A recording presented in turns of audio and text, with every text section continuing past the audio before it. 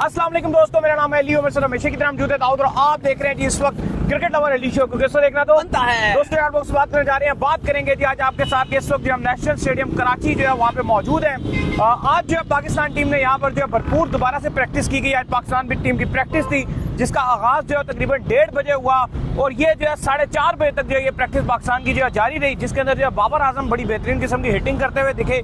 रिजवान भी जो है इस प्रैक्टिस में शामिल थे, सारे खिलाड़ी शामिल थे। बड़ी हार्ड हिटिंग जो है रिजवान ने भी की। साउथ शकील बड़े जो है वो नेट्स के अंदर नजर आए। बाबर आजम भी जो है बैटिंग करते हुए नजर आए। तो क्या कहानी है, क्या बाबर आजम का जो ओपनिंग है वो चेंज हो सकता है, क्या बाबर आजम को नंबर 3 मिल सकता है, साउथ कर सकते हैं ओपनिंग। हारिस रऊफ की अलबत्ता जो है वो इतनी खास नजर नहीं आए। हारिस रऊफ उस तरीके से कि बहुत ज्यादा जो है वो हारिस रऊफ बॉलिंग उस तरह से एक्टिवली करते हुए नजर नहीं है। बॉलिंग जरूर उन्होंने की, लेकिन हारिस रऊफ की क्या कहानी है वो सवाल से भी आपको बताएंगे। तो अगर आप हमारे चैनल पर पहली बार आए, चैनल को लाजमी सब्सक्राइब करें और साथ के पहले आपको बताना। तो बात का आगाज करते हैं नंबर 1 खबर के साथ जो हमारे पास आ रही है। तो दाऊद साहब, आज फिर से एक बार जो है पाकिस्तान ने कमर कस ली है। 2 दिन अब जो है मैच के अंदर रह चुके हैं और पाकिस्तान ने जो है आज यहाँ पर जो है भरपूर किस्म की जो है प्रैक्टिस की है। भरपूर प्रैक्टिस सेशन में जो है पाकिस्तान की सारी टीम ने हिस्सा लिया है। लेकिन हमें जिस तरह से साउथ शकील ने भी काफी नेट्स किए, बाबर आजम को भी काफी ओपन जो है नेट्स कराए गए, तो क्या लग रहा है ओपनिंग जोड़ी के अंदर कोई तब्दीली हो सकती है? क्योंकि प्रेशर तो बहुत है ओपनिंग जोड़ी के हवाले से कि ओपनिंग को जो है वो किसी तरीके से जो है वो तब्दील किया जाए। जिस तरह से लगातार जो है बाबर आजम का जो है वो ओपनिंग में फेलियर हो रहा है और आपको पता ही है कि जो तनकीद भी हो रही है, सीनियर खिलाड़ी भी सारे कह रहे हैं कि बाबर को नंबर 3 दिया जाए। तो क्या पॉसिबिलिटी है, हो सकता है कुछ?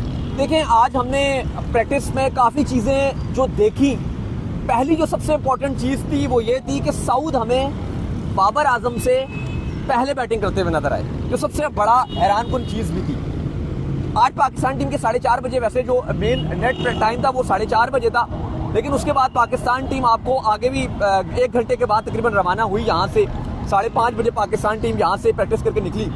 अली साहब, एक तो पहली जो बड़ी चीज़ है वो ये कि क्योंकि बाबर और फखर जमान की जो ओपनिंग जोड़ी है वो उस तरह से चल नहीं पा रही, तो जो आपकी सिलेक्शन कमेटी है वो ये 12 कह चुकी है कि हमारा जो सेकंड ऑप्शन है वो सऊद शकील है। और हमने देखा कि आज सऊद शकील ने बड़ी लंबी बारी ली। एक और चीज़ हमने देखी कि जो बड़ी चीज़ थी वो ये देखी कि जो हमारे टेल थी, क्योंकि मैं हमेशा ये बात करता हूँ कि जो हमारी टेल है वो उस तरह से बैटिंग नहीं करती है, बड़ी छोटी आपकी, क्योंकि शाहीन, नसीम वगैरह, मतलब ये इनके तरफ भी पोटेंशियल नजर आता है। कभी कभी लंबे लंबे छक्के भी मार देते हैं। नसीम ने अफगानिस्तान के गेंद से 1-2 शॉट मार के जितवा दिया, शाहीन ने कभी PSL में 1-2 छक्के मार दिए, मतलब वो ये चलता है। बाकी हारिस रऊफ, इब्रार तो चलो आप छोड़ दो, लेकिन हमने चीज देखी कि शाहीन और नसीम ने भी प्रॉपर बैटिंग की आज। उन्होंने भी, क्योंकि उनको पता है कि 5 जब पाकिस्तान के विकेट्स गिर जाएंगे, नंबर 7 के बाद भी जरूरत पड़ेगी आपके जो टेल है उसको बैटिंग करना बहुत जरूरी पड़ेगी। तो हमने देखा शाहीन और नसीम भी बैटिंग करते हुए नजर आए। लेकिन जो इंपॉर्टेंट चीज है वो ये कि सऊद ने बड़ी लंबी बारी ली। हाँ, कामरान गुलाम जो है ना वो सारी प्रैक्टिस में शामिल जरूर थे, लेकिन कामरान गुलाम उस तरह से जो है वो नजर नहीं आए। नहीं नजर आए कामरान गुलाम जो है वो टोटल बॉल शॉट खाते हुए नजर आए, या फिर जो है वो केले शेले खाते हुए नजर आए, थोड़ा एनर्जी को बहाल करते हुए नजर आए।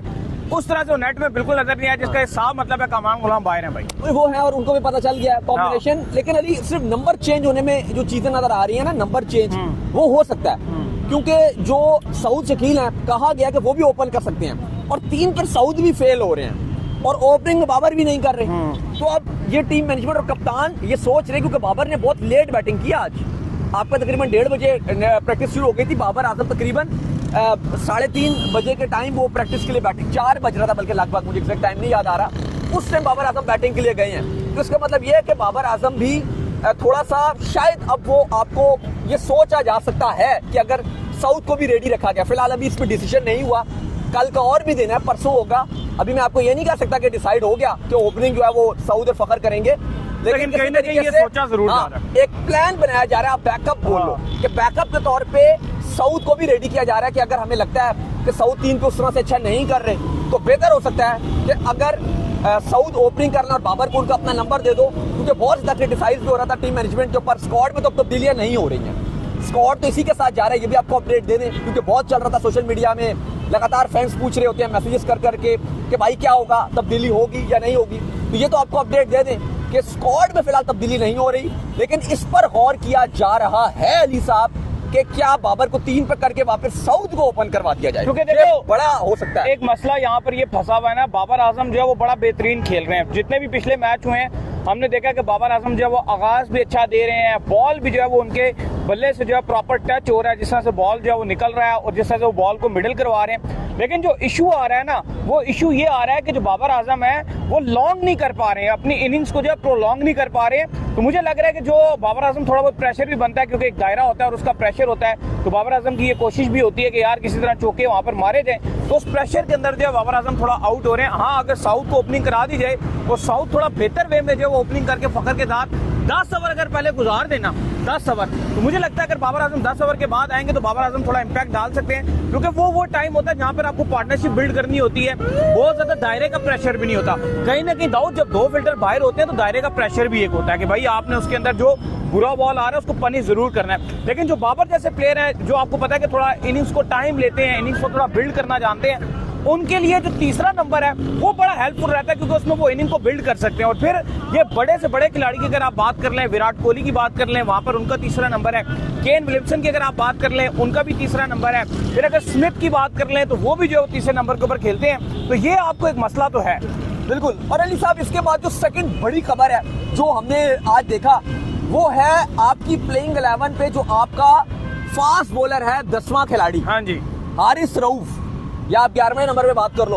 हारिस रऊफ अली साहब आज जो बॉलिंग उन्होंने हल्की फुल्की डाली, कल भी प्रैक्टिस में उन्होंने बॉलिंग डाली थी, लेकिन अब अली क्योंकि 2 दिन भी नहीं रहे, अगर आप काउंट करो कल का दिन और परसों मैच हो जाएगा, हारिस रऊफ जिस तरह से नजर आ रहे थे, जिस रिदम से हारिस रऊफ का जो रिदम नजर आ रहा था, सॉरी टू से, लेकिन वो ऐसा लगा नहीं कि वो आपके 10 ओवर करने के लिए रेडी हैं। नहीं, बिल्कुल हारिस रऊफ का उस तरह से रिदम तो नहीं दिखा। कंसर्निंग साइन हो सकता है। ये कहीं ये भी पॉसिबल हो सकता है कि हारिस रऊफ को जो है पहले मैच में बाहर बिठा दिया जाए और इंडिया के लिए जो है मैच में उनको तैयार किया जाए, क्योंकि जिस तरह से वो बॉलिंग कर रहे थे, थोड़ा बहुत तो कंसर्निंग साइन उनके जरूर दिख रहा था। दूसरी बात यह है कि अगर हारिस रऊफ जो है वो, अगर ये मसला बन जाता है और हारिस रऊफ जो है वो खुदा ना खास्ता जो है बाहर हो जाते हैं और फिर हसनैन को एंट्री मिले, अगर हसनैन नहीं तो फहीम अशरफ की अगर एंट्री आ गई तो आपके लिए चीजें बहुत ज्यादा मुश्किल हो जाएंगी। ये हारिस रऊफ को फिट होना पड़ेगा 1-2 दिन के अंदर, अगर आपका जो पहला मैच है उसके हवाले से क्या कहेंगे?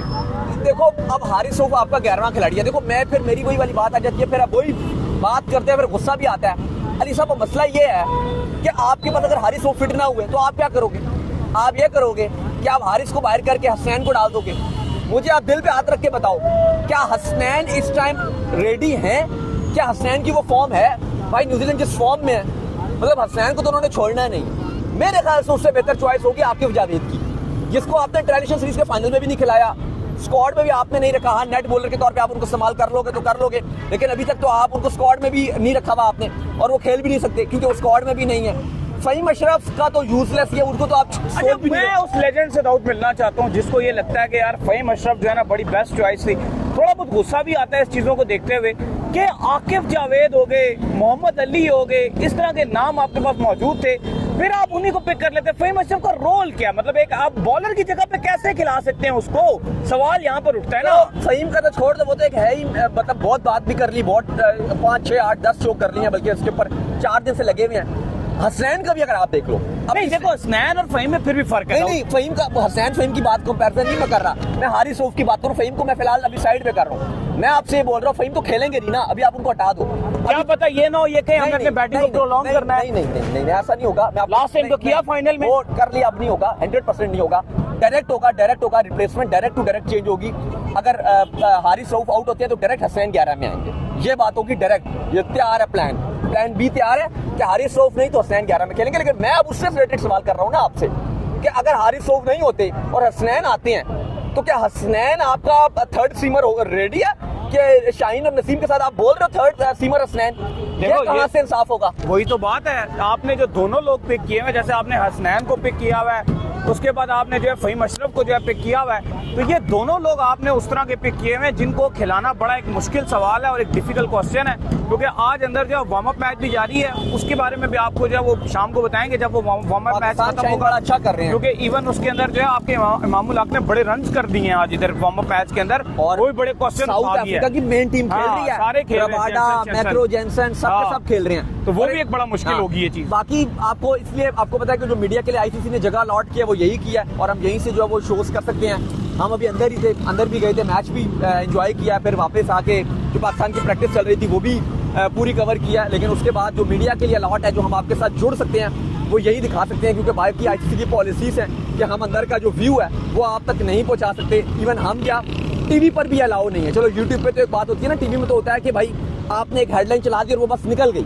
वो भी अलाउ नहीं है कि आप टीवी पर चला दे, क्योंकि चलो यूट्यूब या असल में आईसीसी कह रहा है जितनी भी हमारी अंदर ब्रांडिंग हुई है ना, या जो भी चीजें हुई हैं वो पहले हम दिखाएंगे टीवी पे, पहले हमसे पहले कोई भी नहीं दिखाएगा, बाद में भी लेकिन मेन वो कह रहे हैं कि पहले हम दिखाएंगे, उसके बाद किसी भी न्यूज चैनल या किसी भी जगह के ऊपर चलेगी। पहले हमारी जो आईसीसी तो टीवी आईसीसी की नहीं किया गया, इसलिए हम यहाँ पर आपके साथ जुड़े हुए हैं। यहाँ पे शोर और रक्षों वगैरह की और बाकी जो ट्रैवल सब कुछ है, रोड्स भी हैं, तो वो सब कुछ होता रहेगा, तो वहाँ काम चलाइएगा। बाकी अली साहब जो बड़ी खबर है वो यही है कि हारिस रऊफ उतना फिट नजर नहीं आ रहे 2 दिन में। अब एक और मैं आपसे सवाल अगर डालूं, चलो आप खिला लेते हो हारिस रऊफ को, क्योंकि अभी वो हल्का हल्का कोशिश कर रहे हैं, भाग भी रहे हैं, रनिंग की प्रैक्टिस क्या चलती है, उन्होंने कैचिंग की प्रैक्टिस की, लेकिन बॉलिंग वो फास्ट नहीं कर रहे, मतलब धीरे धीरे भाग के डीली बॉल डाल रहे हैं। मैं अब ये कह रहा हूँ ना कि अगर आप उनको मैच खिला भी दिया तो मुझे तो नहीं लग रहा कि वो 140 प्लस की स्पीड से फुल रिदम में बॉल डालेंगे।